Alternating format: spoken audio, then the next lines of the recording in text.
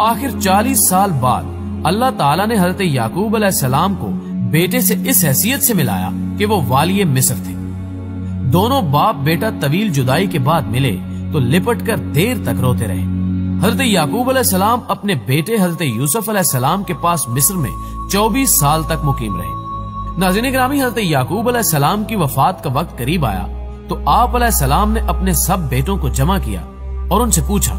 میرے بعد تم کس کی عبادت کرو گے؟ سب نے یک زبان ہو کر جواب دیا، اے ابا جان، ہم سب اس رب کی عبادت کریں گے جو آپ علیہ السلام کا اور آپ علیہ السلام کے آباء و اجداد ابراہیم علیہ السلام، اسماعیل علیہ السلام اور اسحاق علیہ السلام کا معبود ہے۔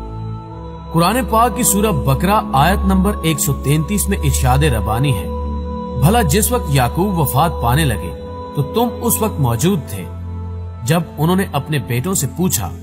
میرے بعد تم کس کی عبادت کرو گے؟ تو انہوں نے کہا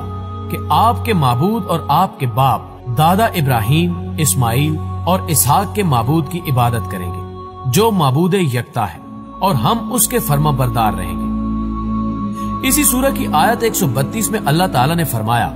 اور اس بات کی ابراہیم نے اپنے بیٹوں کو وصیت کی اور یعقوب نے بھی اپنے بیٹوں کو کہ اے میرے بیٹو، اللہ نے یہی دین تمہارے لیے منتخب فرمایا ہے، لہٰذا تمہیں موت آئے تو اسی حالت میں آئے کہ تم مسلمان ہو۔ معزز ناظرین گرامی، تفسیر قرطبی میں مذکور ہے کہ حضرت یعقوب علیہ السلام نے مصر میں 24 سال رہنے کے بعد وفات پائی، اور وفات سے پہلے حضرت یوسف علیہ السلام کو وصیت فرمائی کہ میری میت میرے وطن بھیج کر والد اسحاق علیہ السلام کے پاس دفن کیا جائے۔ سعید بن جبیر رحمۃ اللہ علیہ نے فرمایا کہ حضرت یعقوب علیہ السلام کی میت کو لکڑی کے تابوت میں رکھ کر بیت المقدس منتقل کیا گیا۔ اسی وجہ سے عام یہودیوں